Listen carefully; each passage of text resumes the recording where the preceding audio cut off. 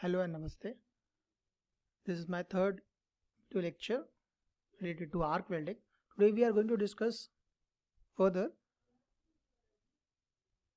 So now next is TIG process. TIG process is another type of the arc welding process called is the tungsten inert gas welding or gas tungsten arc welding. It uses a non-consumable electrode which is made of tungsten, and the electrode which is made of tungsten carries out the welding by use generation of the arc. So we may require a shielding gas resulted in the formation and protecting the weld pool from the contaminants of oxide sulfides. So TIG stands for tungsten inert gas welding, also called as gas tungsten arc welding.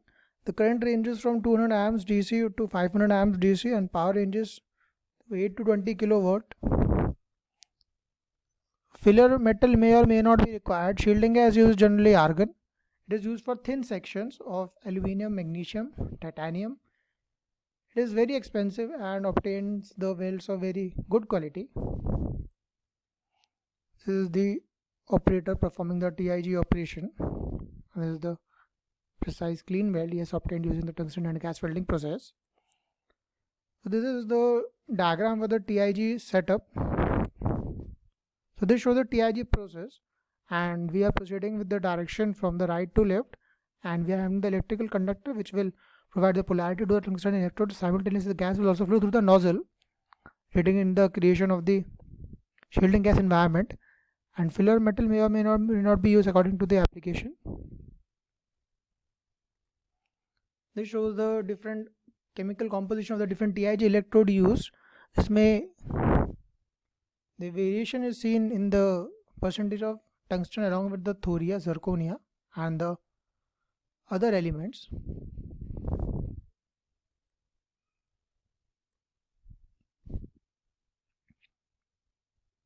This shows the typical current range for the TIG electrode.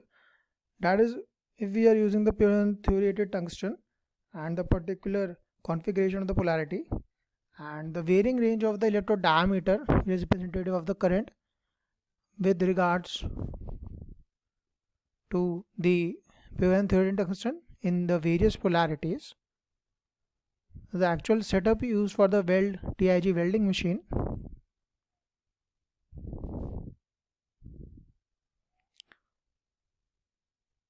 So what are the advantages? Basically produce the top quality welds and fumes and smokes are not produced. Clean weld, no gas or spatter, and thus not required to be cleaned with the welding. The distortion also reduces because of the concentrated heat source.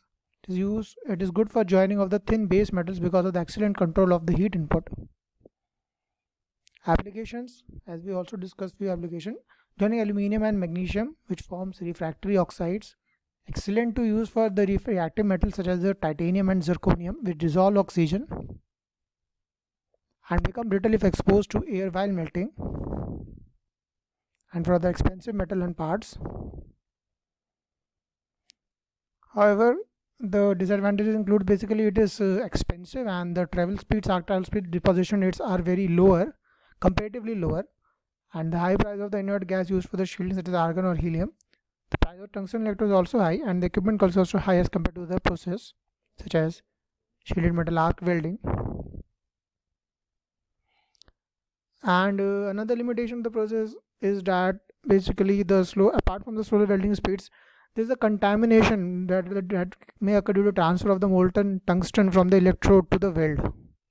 This contamination due to the tungsten transfer is also one of the limitations of the process. Now next one in this is the MIG welding, metal inert gas welding, also called as the gas metal arc welding. It uses a consumable metal electrode.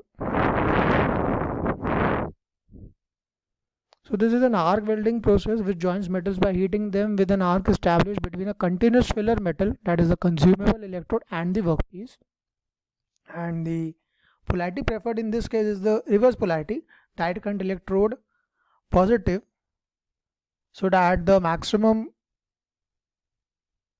melting or the heat is transferred to the electrode and the conventional flow of electrons takes place from the workpiece to the electrode, resulting in the melting of the electrode, and the consumable electrode melts and also serves the purpose of the filler metal. Shielding of the arc and the molten weld pool is obtained entirely from an externally supplied gas or gas mixture, both inert and reactive gases.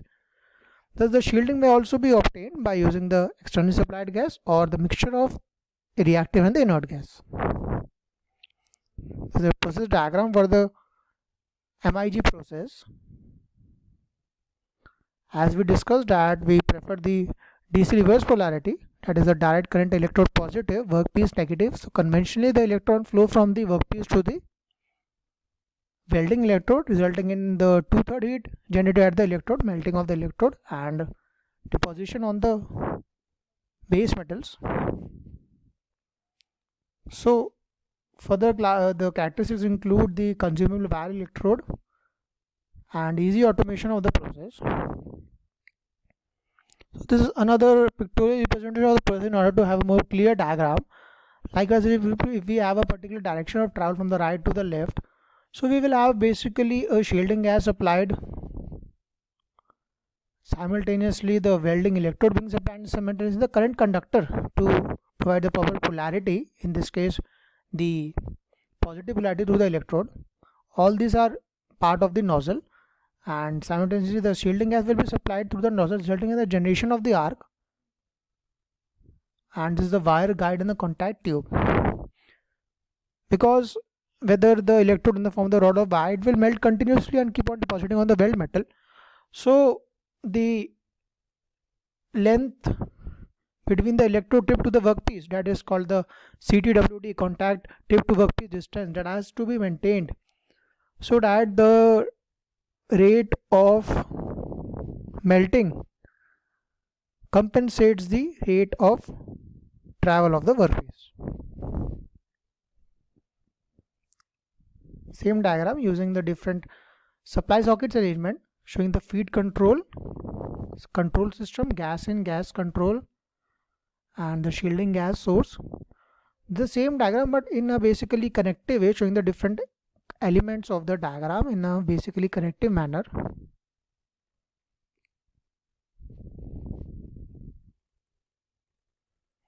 So welding current and voltage range from the mild steel electrode, in case we go for the MIG welding, so corresponding the electrode diameter and the current range and the voltage range preferred. The setup of the machine is the spool feeder. That means when we are having the wire form of the electrode and supplied through the spool, this is the spool. This will continue to supply the wire forward to the system. The torch of the MIG machine.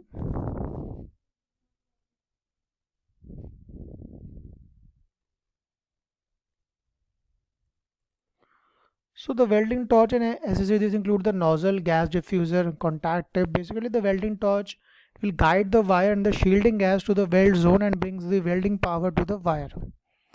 So the major components include the contact tip, shielding gas, nozzle, diffuser. This is another part of the system, the welding control, the wire feed motor.